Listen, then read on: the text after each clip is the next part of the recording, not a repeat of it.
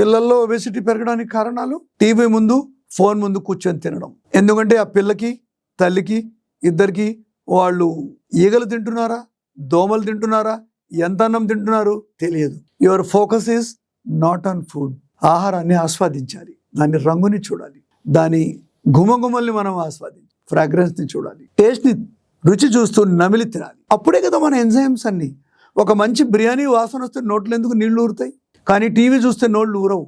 ఎందుకంటే మన మైండ్ ఆ టీవీ సీరియల్ ఎవరిని చంపుతున్నాడు, ఏమవుతుంది, ఇరాన్ మీద బాంబు వేసాడు, ఈడెవడు చచ్చాడు, దీని మీద ఉంటుంది ధ్యాస.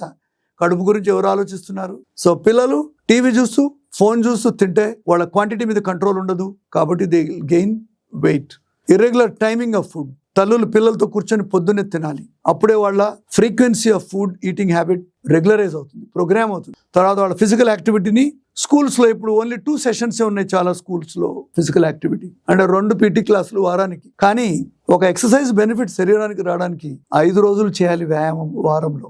మై డియర్ స్కూల్స్, మీరు కూడా PT క్లాసులు పెట్టాలంటే 5 రోజులు పెట్టాలి PT గేమ్స్.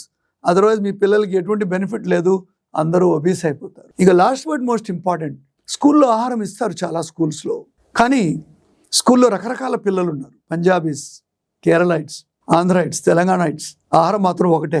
అయితే జన్యుపరంగా ఎవరికి దొరకాల్సిన ఆహారం దొరకకపోవచ్చు. దానివల్ల కూడా పిల్లలు బరువు పెరగవచ్చు. సో స్కూల్స్ పరిశీలించాలి. అవసరమైతే ఇంటి నుంచే పిల్లల్ని తినిపించి వచ్చిన డబ్బా దాంతో కొంచెం తల్లి ప్రేమ కూడా కల్పిస్తే రుచికరంగా పిల్లలు తింటారు. ఇవన్నీ కారణాలు చూసుకుంటుంటే పిల్లలు ఎక్కువ బరువు పెరగకుండా మనం కాపాడుకోవచ్చు.